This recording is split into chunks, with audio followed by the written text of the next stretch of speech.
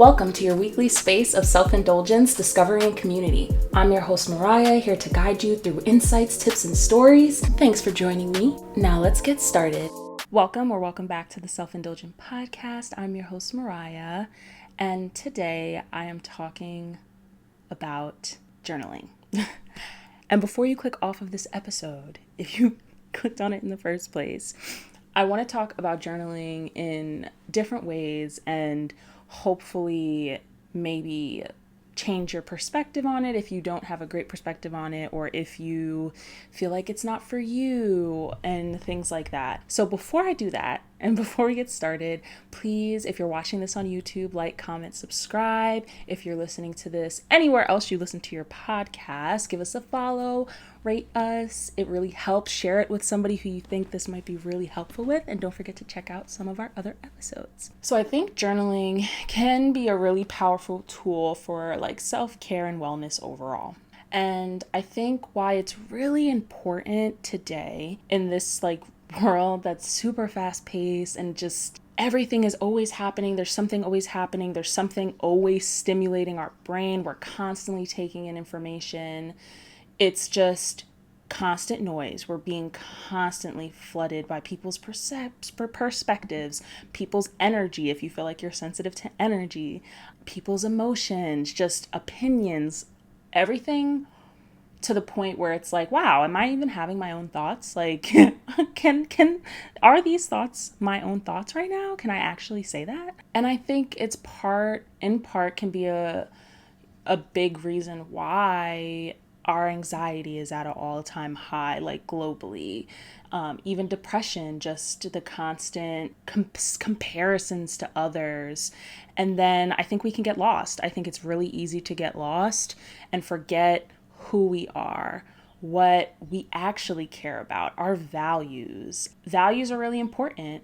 I think it kind of links to purpose and motivation and just can be grounding, I think, for a lot of people. There's a lot of like value-based therapeutic interventions that I think it makes sense. It's like it's almost grounding you in what you're here for, what to care, things, giving you something to care about, right? What has meaning, making meaning. And so journaling is a really great tool to be able to introspect, kind of, figure out what's going on inside, self-reflect, see what that's really about, what's going on there, and to get out a lot of the clutter that is caused by all of the things that I just described. Okay, so what is journaling, right? I think I kind of talked about this a little bit, but journaling is the practice of writing down your thoughts, feelings, experiences, reflections. But I think it can be more than that. I think that's like the way that we all kind of think about it and see it.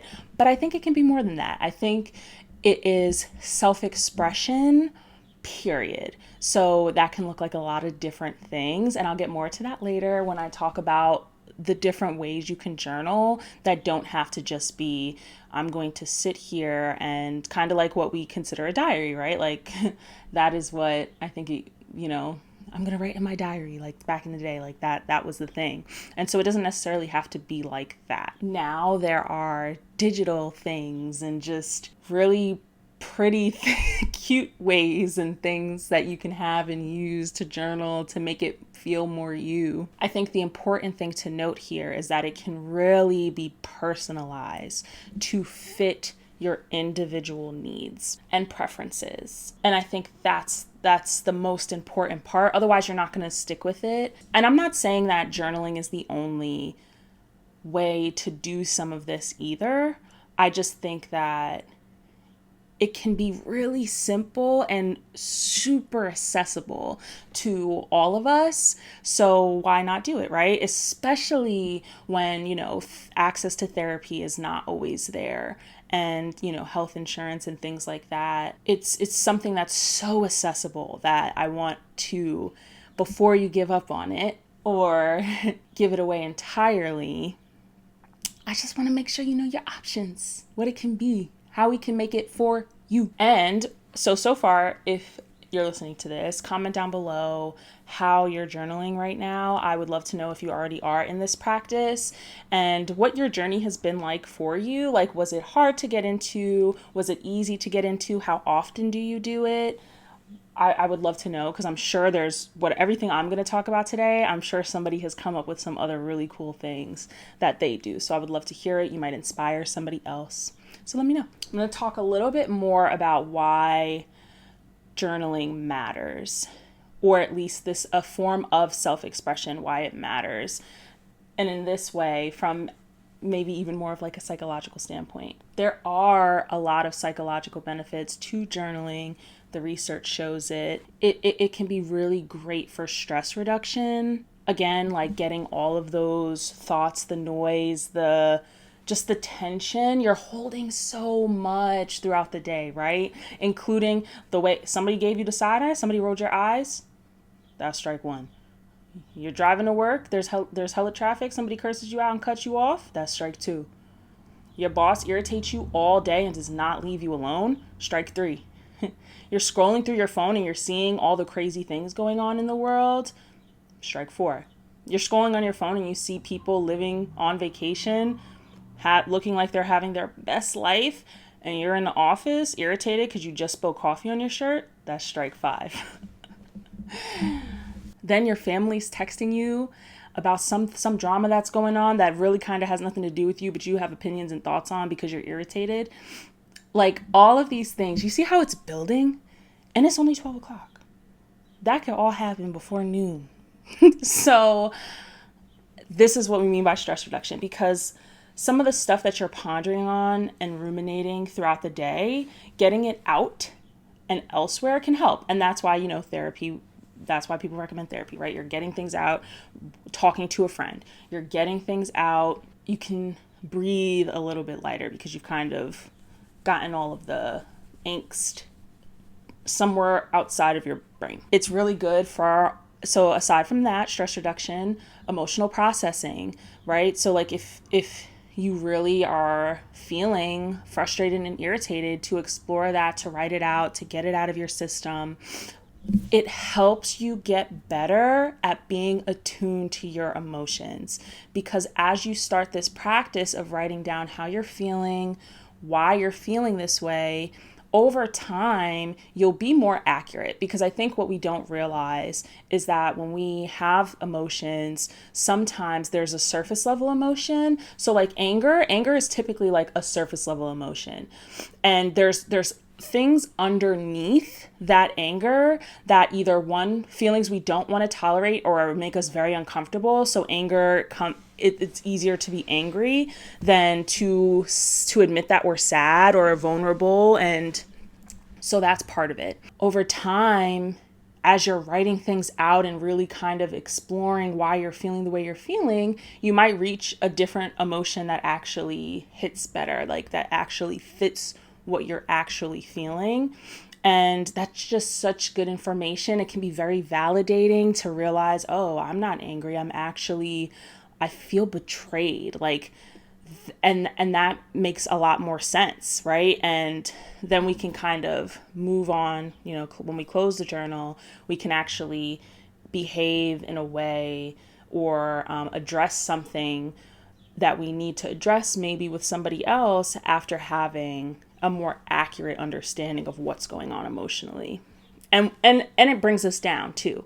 As we're writing, we might get heated getting to the part of whatever it is that's like really sensitive to us. But as you kind of write out the feeling, it kind of comes down and you kind of come out of it and you can feel it and process it and move on. And all of that just means increased self-awareness. And what do I like? I like self-aware people. Self-aware people are easier for me to work with.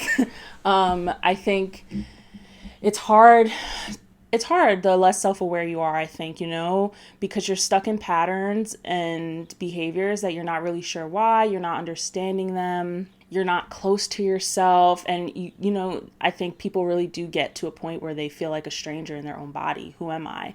This is where we see a lot of like identity issues because there's not enough self-awareness, emotional processing, reflection, time with ourselves. Another reason why journaling matters, aside from these psychological benefits, is that it can help organize your thoughts and give you clarity. And identify goals and kind of realize, hey, like I had this goal and my behaviors aren't matching. My day-to-day is not matching. The things that I'm doing is not matching, right? Because you're present with yourself.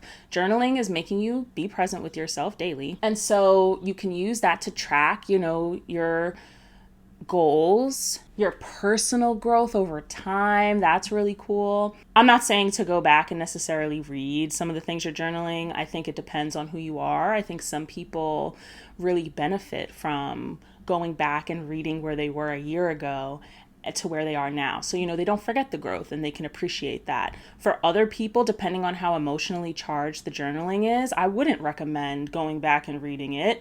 It might even feel more freeing to burn it, to burn it after, when you go through these periods and let it go and release it. So, and this is what I mean by individual for you. Like, we're going to make this unique to you and what works for you. And so those are some examples. And to speak more to like organizing thoughts and clarity, I think that I often kind of lose sight of what I want, what I'm trying to do, what is important to me. I feel so clouded in my brain that, again, writing it out kind of like clears it. It's like a reset. It's like, oh, okay, one thing at a time. Here we go. Okay, now, how to start journaling. So as somebody who struggles with journaling, this is part of the reason why I'm making this episode. I would love to do a journaling challenge. I'm probably going to run this on my TikTok, maybe my Instagram, but I would love to start a journaling challenge with y'all to get back into the habit, because I've been exploring this for myself and I was really doing good last summer into the fall, kind of fell off around December. And so, but that was a good amount of months that I was in that habit. And so I'm going to create a journaling challenge. Follow me on Instagram and TikTok at Raya Says, same as the name of my YouTube channel. And I'm debating on creating like either a bingo board or just some sort of tracker. So we can do this together, because it is really important, and I would love to kind of see how it goes for you, and we can kind of hold each other accountable, because I want to get back in the habit of it. And in doing this episode, it kind of reminded me of my why, like why I should be doing this, and I think it would be really cool to do it together. So stay tuned. How to start journaling, right? I really struggle with like avoidance and task initiation, ADHD. Hey. So with that kind of struggle, like I said, falling really deep out of this habit. And part of that, I think, is all or nothing thinking. I think I was like, oh, I'm going to do 3 pages a day, right? It's just there was too much strict parameters that I was giving myself around it. Like I had this goal of 3 pages a day, and I had like, I need to like write it in a physical notebook, like to really feel it. And if I can't, I'm not doing it. If I can't, I don't want to do it anymore. Like that was the all or nothing thinking that I've had. And I just find that in a lot of the things that I'm struggling with right now, there's this pattern of like thinking that it has to look a certain way.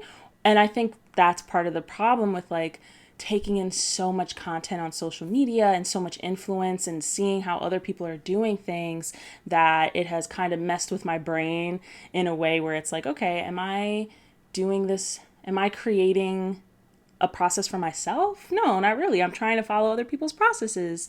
And I'm not, and this is why like I think we struggle with exploration and play and trial and error, because it's like we're looking for other people's ways instead of like playing around with our own.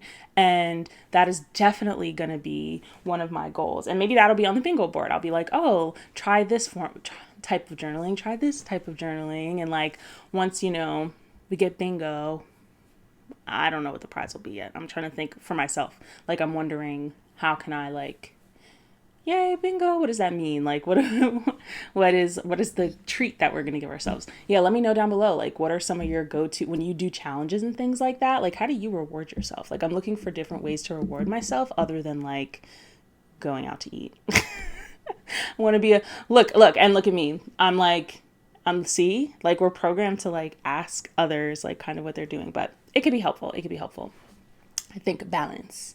It's always about balance. So if you are struggling to create a journaling practice for yourself, here are a few things that I think might help kind of explore, get into a groove, how you can start thinking about it, decomplicate it, stuff like that. Maybe if you are a person who likes to kind of get in the zone, maybe you create a comfortable writing space for yourself. Find your favorite place in the house, set the mood, and light some candles, whatever is going to kind of put you in a space to allow yourself to breathe. Really, that's going to feel good so that the habit feels good, you know what I mean? So it doesn't feel like work. Maybe setting a time every day if you easily forget things. Doing it at the same time every day, whether that be in the morning. Some people really like to do it in the morning because it sets the tone for the day for them. And I'll get more into why it could set the tone for them depending on the type of journaling. But either it's like letting your mind breathe in the morning and kind of all the thoughts, the racing thoughts when you first wake up about the day, you're kind of getting them out before you start the day. Or every time before you go to bed so you can really write about the day, right? And I think you can journal as many times you want. You could do morning and night, but I think I'm an overachiever and I got to work on that. So we're going to start small. We're going to start small so I don't burn out quick. And then finding the right journaling format for you. And we'll get into that in a second. I think the most important part is being patient with yourself, giving yourself grace, and consistent. You know, I think at the end of the day, this is kind of like a habit. Like it really is building a habit. And I personally don't like that word, unfortunately, now. I think that the self-help world kind of, and the wellness world has kind of, I'm tired of hearing the words goals and habits, truthfully. Like, I just want to live, right? Like, I want this to be a part of my lifestyle. I want to live. I want emotional regulation and introspection and self-reflection to be a part of my lifestyle. So that means that I'm going to have to be patient and consistent with it and really build it into my lifestyle. I don't want to hear the word habits anymore. Okay, so now here are a list of journaling ideas that I've come up with. And again, please add to this list down below. I'm sure there are things that I just didn't even come to mind, right? So first, Freewrite. I think that's the most common way to journal. It's to just Freewrite. Write whatever comes to mind. Don't worry about grammar, spelling, just write.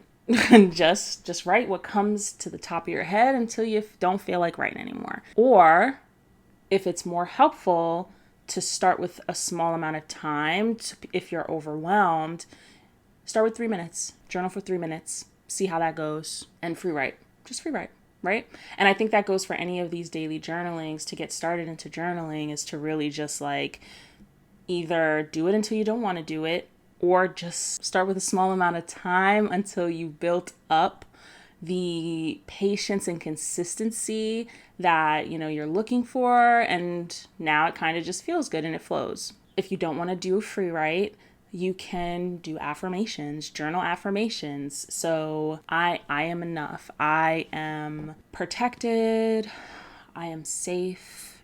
I am intentional. I am worthy. I am healthy. If you want to write the same 1-3 times, I think people who are kind of in manifestation practices, they do things like this where they're repeating affirmations. They write the same one affirmations, they write it 3 times. Move on to the next one, write it 3 times until they're kind of good. They feel like they've got it out of their system. Or you can do it as mantra. Like you could look at it as mantras. I know we're tired of the word affirmations, mantras, whatever it is.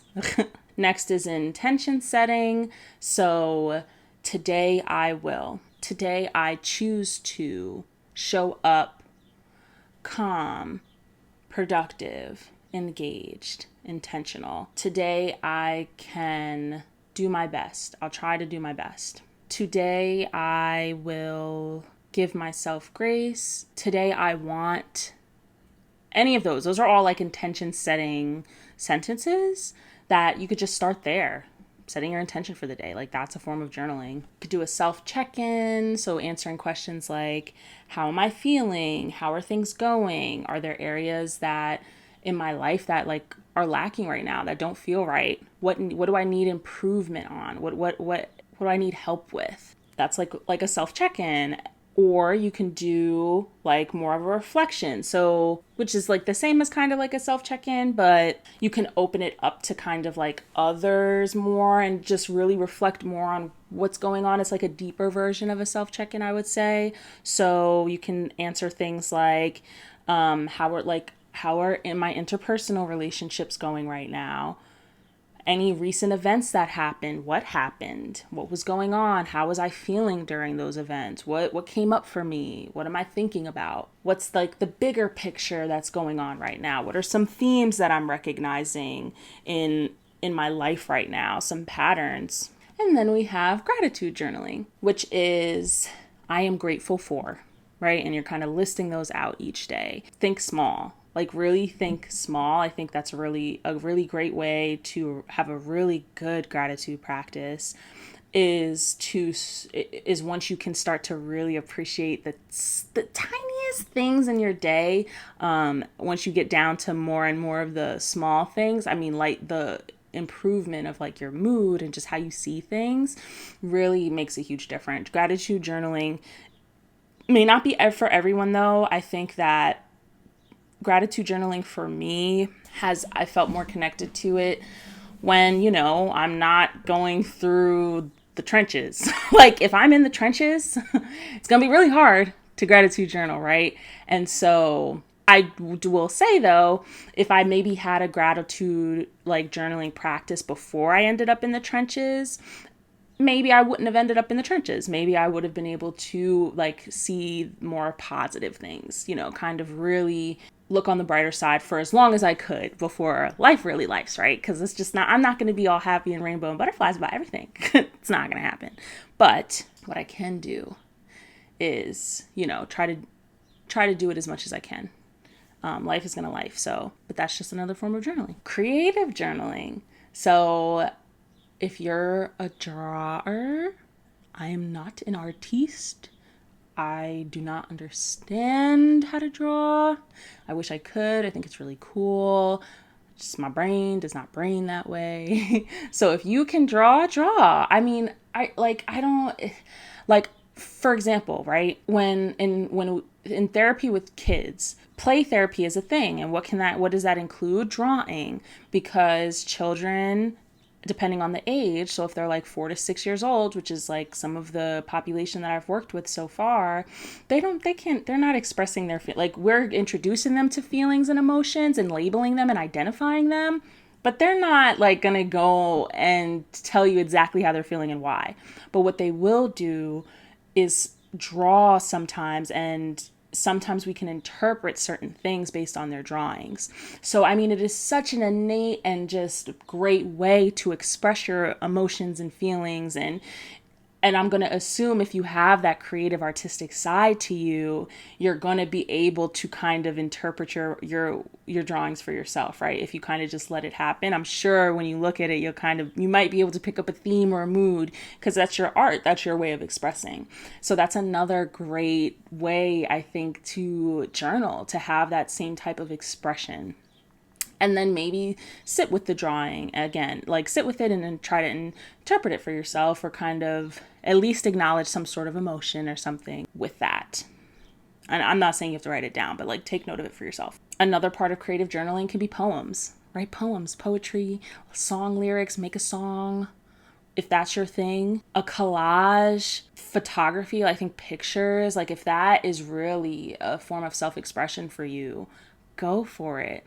And I think what makes it like more reflective and introspective is to just make sure that you're really paying attention and like just taking notice of like what you're creating and why and where it's coming from and where it connects to you and where it came from. I think that's when it becomes like really reflective, and is why I would consider it still journaling. And then another way is to track your I'm going to say it because some people still say it, but if you have things that you're working on that you're trying to add into your lifestyle, so habits, you can do goals and habits check-ins. And so you could just do that kind of and follow that for yourself, because at the end of the day, it's part of kind of like your wellness, your improvement, self-growth, and you're really paying attention to that and kind of checking in. And if you notice, the way it becomes self-reflective is if you've noticed that, hey, this week, I didn't really do check many boxes off this week. Why is that? Or why was today so different from yesterday? Or why was today so different from